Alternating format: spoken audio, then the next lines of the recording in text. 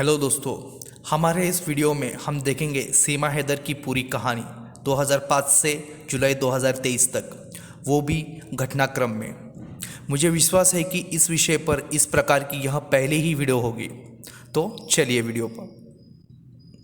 नाम सीमा गुलाम हैदर, जन्म 1997, कोट बंगला, खैरपुर गांव, सिंध जिला, पाकिस्तान। उम्र 27 साल, राष्ट्रीयत्व पाकिस्तान। पढ़ाई 5वीं तक, भाषा ज्ञान उर्दू, हिंदी, अंग्रेज़ी। परिवार में 2 शादीशुदा बहनें, एक बड़ा भाई पाकिस्तानी आर्मी में। 12 साल की उम्र में माँ का देहांत। 17 साल की उम्र में गुलाम हैदर से शादी। परिवार में पति और 4 बच्चे। पति का नाम गुलाम हैदर, पता जकोबाबाद, सिंध जिला, पाकिस्तान। काम मार्बल टाइल्स लगाना और रिक्शा चलाना। 2005 में कम उम्र लड़की के साथ अपनी पहली शादी, बाद में 2 बच्चे। साल 2005 यानी जब सीमा 8 साल की थी। तो कहानी शुरू होती है 2014 में। 2014 में एक बार गलती से गुलाम का रॉन्ग नंबर लगता है सीमा को। उस वक्त सीमा की उम्र थी 17 साल। पहले ही कॉल में दोनों की देर तक बातें हुई। एक रॉन्ग नंबर से शुरू हुआ ये बातचीत का सिलसिला 3 महीनों तक चला। इस दरमियान कॉलिंग से बातचीत से दोस्ती, फिर प्यार हो गया। अब दोनों ने मिलना तय किया। दोनों सिंध के ओबेन शाह दरगाह में मिले। तो आगे भी मुलाकातों का सिलसिला 4 महीनों तक चलता रहा। शादी के 10 साल बाद गुलाम ने अपने पहली बीवी को तलाक दिया और सीमा के साथ सितंबर 2014 में कोर्ट में शादी कर ली। 2015 में वे दोनों कराची शिफ्ट हो गए। 2016 में उनको पहला बेटा हुआ, फरहान। 2017 में दूसरी बेटी हुई, फरवा। 2018 में तीसरी बेटी हुई, फरीहा। 2019 में सीमा अपने चौथे बच्चे के लिए प्रेग्नेंट थी। उसी साल गुलाम अच्छे काम की तलाश में सऊदी अरब गया। 2019 में चौथी बेटी हुई, फराह। चारों बच्चों की देखभाल और गुलाम के दूर देश होने के कारण सीमा ने अपने पिताजी को अपने घर रहने बुलाया। सीमा की 2 बहनें और पिताजी कराची में ही रहते थे। 2020 में दुनिया में कोरोना का संकट गहराया और सभी देशों ने दूसरे देश आने जाने पर रोक लगाई और इसीलिए गुलाम को वहीं सऊदी में ही रहना पड़ा। दिसंबर 2020 में सीमा के पिता की मौत हो गई। अब 2021 में अकेले होने के कारण सीमा अपना ज़्यादातर समय मोबाइल देखना, वीडियो बनाना, इंस्टाग्राम, टिकटॉक पर वीडियो डालना, इसमें बिताने लगी। वो अब online games candy crash, PUBG खेलने लगी। साल आया 2022। इस दरमियान ऑनलाइन गेम्स खेलते वक्त उसकी मुलाकात भारत के सचिन मीणा से हुई। सचिन मीणा की उम्र उस वक्त 23 साल थी। सचिन मीणा दिल्ली से नज़दीक ग्रेटर नोएडा से करीब 50 किलोमीटर की दूरी पर यमुना एक्सप्रेसवे के पास रघुपुरा में रहता था। सचिन हिंदू ठाकुरान समाज से आता है और वो 8वीं तक पढ़ा है। कोविड से पहले सचिन उसके ही कस्बे में एक परचून की दुकान पर काम करता था। जैसे ही कोविड आया, सारी दुकानें बंद हो गई और सचिन के हाथ से काम छूट गया।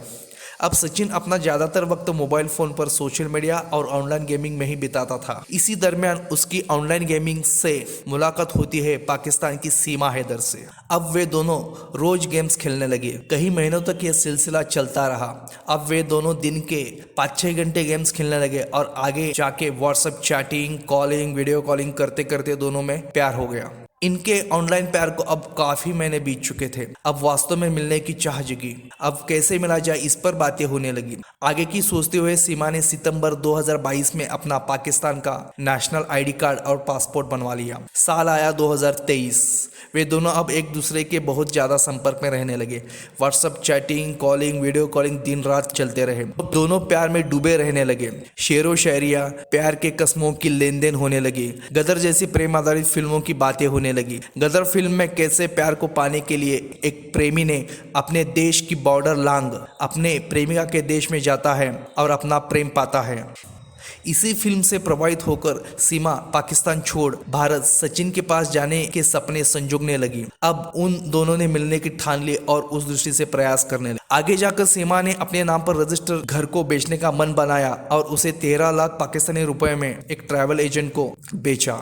फरवरी 2023 में सीमा ने भारतीय वीज़ा के लिए अप्लाई किया, लेकिन उसका वीज़ा रिजेक्ट हुआ। अब तो भारत के सचिन के पास जाना तय था और अपना घर भी बेच दिया था, तो सीमा अब नेपाल टूरिस्ट वीज़ा के लिए ट्राई करने लगे। मार्च 2023 को उसे 15 दिन का नेपाल टूरिस्ट वीज़ा मिल गया। 8 मार्च 2023 को सीमा अकेली जाने वाली थी नेपाल, तो वह तैयारी करने लगे। 8 मार्च 2023 को इधर सचिन अपने गौतम बुद्ध नगर से गोरखपुर पहुंचा। 9 मार्च 2023 को सोनाली बॉर्डर से काठमांडू नेपाल के लिए निकला। सचिन सीमा लगातार एक दूसरे के संपर्क में थे। 10 मार्च 2023 की सुबह सचिन काठमांडू नेपाल पहुंचा।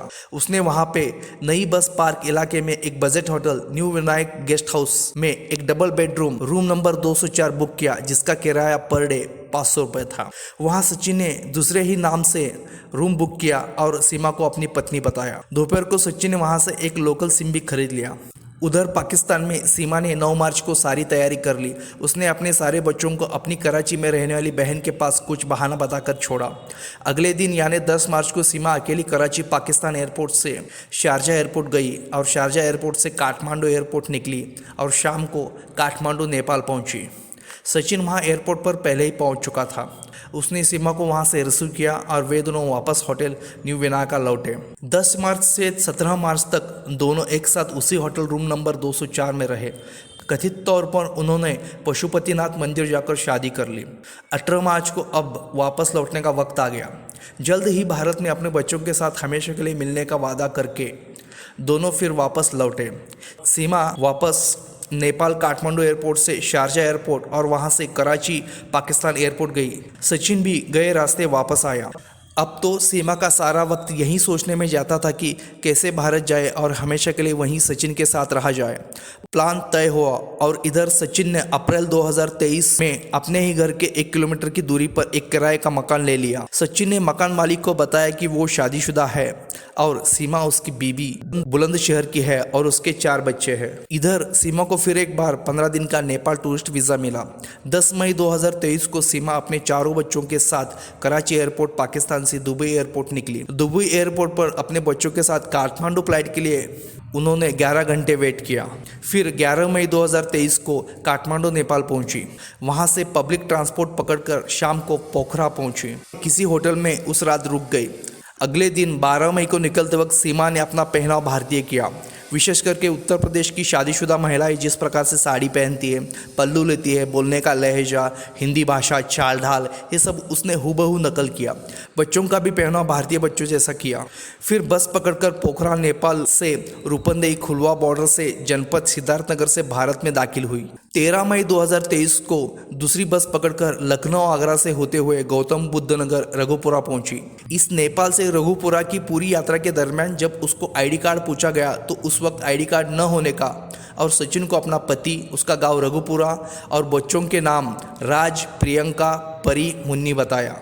सचिन जो सुबह से ही उनकी राह देख रहा था, वो पहले से बस स्टैंड पर पहुंचा था। उसने सीमा और बच्चों को वहां से अपने किराए के मकान ले गया। 1.5 महीने तक वे वहीं रहे। उन दिनों सचिन रोज की तरह अपने परचून की दुकान पर काम करता था, लेकिन शाम को किराए के मकान पर जाता था। 29 जून को सचिन और सीमा अपने सारे डॉक्यूमेंट्स लेके बुलंदशहर के एक वकील से मिलने गए। सचिन ने वकील से एक मुस्लिम लड़की से शादी करने की अपनी इच्छा जताई। इस पर वकील ने स्पेशल मैरिज एक्ट के तहत शादी का एडवाइस दिया। जब वकील ने सीमा के पाकिस्तानी दस्तावेज देखे तो मामले की गंभीरता देखते हुए वकील ने तुरंत पुलिस को सूचना दे दी। फिर अगले ही दिन यानी 30 जून को पुलिस सचिन के किराए के मकान पर जांच के लिए जा पहुंची, लेकिन तब तक सचिन, सीमा और सचिन के पिता नेत्रपाल जी उस मकान से निकल गए थे। आखिर अगले दिन 1 जुलाई को पुलिस उनको पकड़ लेती है। 2 जुलाई और 30 जुलाई को उनकी कड़ी पूछताछ होती है। 4 जुलाई को पासपोर्ट और विदेश अधिनियम के तहत तीनों को गिरफ्तार कर लिया जाता है। पूछताछ में पुलिस ने सीमा से 2 video cassette, 4 mobile phone, 4 SIM card, 5 Pakistani passport, एक पाकिस्तानी बिना यूज़ किया हुआ नाम और पता ब्लैंक रखा हुआ पासपोर्ट और एक पाकिस्तान का राष्ट्रीय आईडी कार्ड मिला के टोटल 6 चीज़ें बरामद कर ली। 7 जुलाई को सचिन का वकील उनकी जमानत करवाता है। जमानत के वक्त जज उनको पता न बदलने की और देश छोड़कर न जाने की सूचना देते हैं। अब तक ये बात पूरे भारत में फैल जाती है। 17 जुलाई और 18 जुलाई को ATS लंबी पूछताछ करती है। 19 जुलाई को पुलिस आधिकारिक तौर पर 2 पेज का प्रेस नोट जारी करती है। 20 जुलाई को भारत के विदेश मंत्रालय का आधिकारिक बयान आता है कि इस मामले की जानकारी मंत्रालय को है, उनकी गिरफ्तारी हुई है और अभी वे जमानत पे बाहर है। मामले की जांच अभी चल रही है। तो दोस्तों अब का क्या माहौल है? सीमा अपना गुनाह कबूल कर रही है कि वो अपने 4 बच्चों के साथ अवैध तरीके से भारत आई है, मगर सीमा भारत सरकार से हाथ जोड़कर विनती कर रही है कि वो इस गुनह की सज़ा यहीं भारत में ही भुगतेगी। वो किसी भी हाल में पाकिस्तान जाना नहीं चाहती। वो कहती है कि उधर पाकिस्तान में उसकी जान और इज्जत को खतरा है। अच्छा वहाँ जीने से अच्छा भारत की जेल में ही रहना पसंद करेगी। दोस्तों वहाँ के ऐसे क्या हालत है कि एक पाकिस्तान महिला नागरिक अपना घर बेच के सब छोड़ छाड़ आई है और पाकिस्तान वापस जाना नहीं चाहती। क्या पाकिस्तान के खराब पॉलिटिकल, इकोनॉमिकल और सोशल हालात, आसमान छूती हुई महंगाई, दिन ब दिन बिगड़ते हुए हालात, इन सभी में शायद उसे अपना और अपने बच्चों का भविष्य खतरे में लगा होगा। पाकिस्तान की एक गंभीर और जर्जरा हालत देखकर उसने पाकिस्तान छोड़ने का फैसला लिया होगा। अपने प्यार सचिन को मिलने की चाहत और भारत देश जहां के हालात सभी मायनों से अच्छे हैं, जहां वो अपने साथ अपने बच्चों का भी भविष्य सुरक्षित और उज्जवल मानती है। सीमा अब यूपी के CM, भारत के PM और महामहिम राष्ट्रपति जी से मदद मांग रही है, हाथ जोड़कर विनती कर रही है और पाकिस्तान न भेजने की गुहार लगा रही है। भारत सरकार तो इस मामले की पूरी जाँच करके सही निर्णय तक पहुँचेगी। फ्रेंड्स, तो कैसे लगा आपको मेरा ये वीडियो अच्छी लगे तो लाइक कीजिए, कुछ सुधार चाहिए तो कमेंट बॉक्स में लिखिए। सब्सक्राइब और शेयर करेंगे तो हम भी उत्साहित होंगे और अच्छे से अच्छे वीडियो हम आपके लिए लाते रहेंगे। धन्यवाद।